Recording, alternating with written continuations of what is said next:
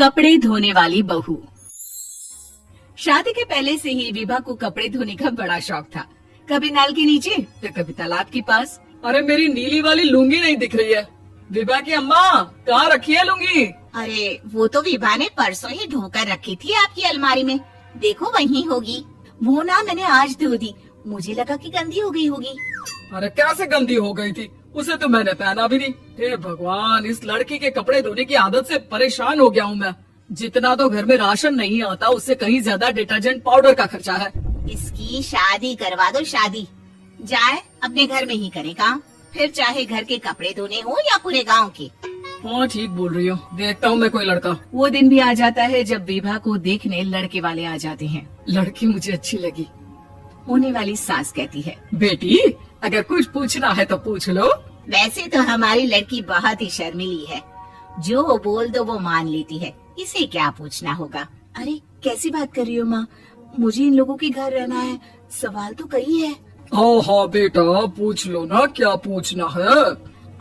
आप लोगों के घर कपड़े कौन धोता है? सास का मुंह बन जाता है। देखो अगर तुम ये कहना चाहती हो कि तुम्हें कपड़े धोने नहीं आते तो सुन लो, कपड़े मैं ही धोती हूँ, लेकिन तुम्हारे आ जाने के बाद मैं रुमाल तक नहीं धोऊंगी। अरे चुप रहना भाग्यवान, बहू बेचारी घर आई नहीं, उसे डराना शुरू कर दिया। वो क्या है ना बिटिया, अभी तक तो ये कल्लू की माँ ही धोती थी, लेकिन अब तुम्हारे पापा तो दहेज में वॉशिंग मशीन देंगे ही।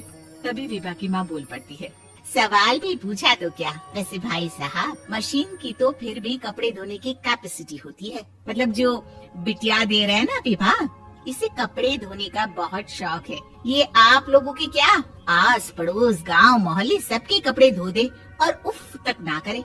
बाहर देखा नहीं आपने कितने कपड़े सूख रहे हैं, सब हमारी बिटिया ने ही तो धोए हैं। बस भी करो ना माँ, शर्म आ रही इतनी तारीफ सुनकर। और तो और एक दाग निकाल कर दिखाओ तो मान जाओ। हाँ अच्छा अच्छा, माफ करना बेटा, मैंने गलत समझा, हमें तो रिश्ता बहुत पसंद है। और ऐसे जुड़ जाता है रिश्ता कपड़े धोने का शौक रखने वाली विभा का। उसकी शादी हो जाती है कोयला फैक्ट्री में काम करने वाले कल्लू के साथ। शादी के बाद अचानक विभा चिल्लाती हुई सास के पास आती है। सासू माँ, अरे सासू माँ कहाँ है आप? ये तो धोखा है, धोखा दिया आप लोगों ने मुझे। इस ससुर के चक्कर के बारे में पता चल गया। अरे तो उसमें तुझे क्यों धोखा मिला है? अरे नल में पानी नहीं आता, कपड़े कैसे कब धुलेंगे? अच्छा अच्छा, तो पानी नहीं आ रहा उसकी बात कर रही है। तो आपने क्या सोचा? कुछ नहीं। अच्छा तेरी माँ ने कहा था कि कपड़े धोने का शौक है, तुझे याद आया मुझे। शौक शौक बोलकर कपड़े धोने वाले मेरे जुनून को कम ना आके सासू माँ, कपड़ा धोना मेरा गुरूर है। तभी पति भी वहाँ आ जाता है। अभी अभी मैंने इसे सनी देओल की फिल्म दिखाई है, उसी के डायलॉग मार रही है माँ। अच्छा सुन, साफ साफ बता रही हूँ, पानी सुबह 4 से 6 और शाम को 10 से 12 आता है, समझी? विभा टाइमिंग सुनकर हैरान हो जाती है। ये क्या भूतों का मोहल्ला है? सुबह 4 बजे उठकर कौन कपड़े धोता है? 4 बजे टंकी में पानी जाता है, फिर सारा दिन धोना ना, किसने मना किया? अरे कैसे बात कर रही हैं? 200 लीटर की टंकी में कितने कपड़े धो लूंगी मैं, सुबह ही उठ जाऊंगी मैं। अब क्या था, विभा सुबह 4 से लेकर रात के 12 बजे तक कपड़े ही धोती रहती। एक रोज सास पड़ोस से निकलकर कहीं जा रही होती है कि साथ वाली कहती है, हाँ कल्लू की माँ, जरा ये बताओ कि 2 साड़ी है, 2 ब्लाउज और एक पेटीकोट और एक नाड़े वाला लंबा कच्छा। हाँ तो?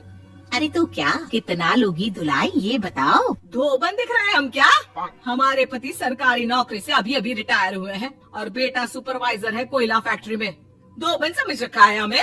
हाय रे कल्लू की अम्मा, माफ कर दो, वो तो मोहल्ले में यही सब बता रहे थे कि तुमने बहू को कपड़ा धुलवाने के काम में लगा दिया है। सास को पड़ोसन की बात सुनकर गुस्सा आ जाता है। वो घर पहुंचती है जहां घर के बाहर ही इतने सारे कपड़े सूख रहे होते हैं जितने कि किसी धोबन के घर पर। अरे ओ कल्लू की दुल्हन, बाहर निकल। माँ जी यहीं आ जाओ, बाथरूम में चादर धो रहे हैं हम। अरे अभी हम धोते हैं, तुमको बाहर निकलो। ये आस पड़ोस वाले बोल रहे हैं कि हम बहू से कपड़े धुलवा धुलवा कर उसे कपड़ा धोने वाली बना दिए हैं। अरे छोड़ो ना माँ जी, किन लोगों की बातों में आती हो? आस पास के लोगों का तो काम ही होता है कि वो किसी तरह सास बहू को लड़ा दे। बहू सारे घर के कपड़े धोती है, ये क्या कम है? बोलिए। सास को भी लग जाता है कि वो बहू का ये संकीपन नहीं छुड़वा सकती, इससे अच्छा है कि खुद ही चुप हो जाए। एक रोज सास और बहू मंदिर जाते हैं, जहाँ सास की साड़ी वहाँ खड़ी भीख मांगने वाली से मिलती है। माँ जी क्या बात है, आपकी आपकी साड़ी उस भिखारन से कितनी मिल रही है ना? हाँ हाँ देखो तो दोनों की साड़ी मिल रही है। क्या बात है कल्लू की अम्मा, तुम खुद को तो अफसर की बीवी बताती हो और ऐसी सिंपल सी प्लेन साड़ी पहनकर घूमती हो। सिंपल और प्लेन नहीं है ये साड़ी। तो क्या सोने के धागे से फूल बने हैं? कुछ भी सासू माँ, कुछ भी। हाँ बने थे इस साड़ी में सोने के धागे से फूल। मेरे पति लेकर आए थे मद्रास से स्पेशली मेरे लिए 10,000 की। ताहे भाई साहब इस भिखारन के लिए भी सेम टू सेम साड़ी लेकर आए होंगे 10,000 की। सास उस वक्त कुछ नहीं कहती, लेकिन बहू के साथ घर आती है और अलमारी से एल्बम निकाल कर लाती है। ये साड़ी देख रही है, ये वही साड़ी है जिसे मैंने अभी पहना था। इस साड़ी में ये जो चमकदार फूल दिख रहे हैं ना, ये सोने के धागों से काटे गए हैं। लेकिन तू लोकल वॉशिंग मशीन ब्रश से घिस घिस कर सारे फूलों को निकाल कर साड़ी प्लेन कर दी। मुझे माफ कर दीजिए सासू माँ। और तो और, जब मैंने तुझे तेरी गलती के लिए कुछ नहीं कहा, लेकिन तूने तो सबके सामने मेरा मजाक ही बना दिया। क्यों? बहू को समझ में आ जाता है कि अब से उसका कपड़े धोना बंद।